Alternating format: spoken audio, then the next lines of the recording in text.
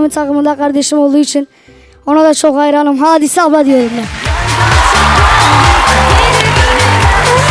Ayşen! Allah'ım ya! Sen ne güzel konuşuyorsun ya. Spa'ya bak ya, bizi birbirimize düşürecek.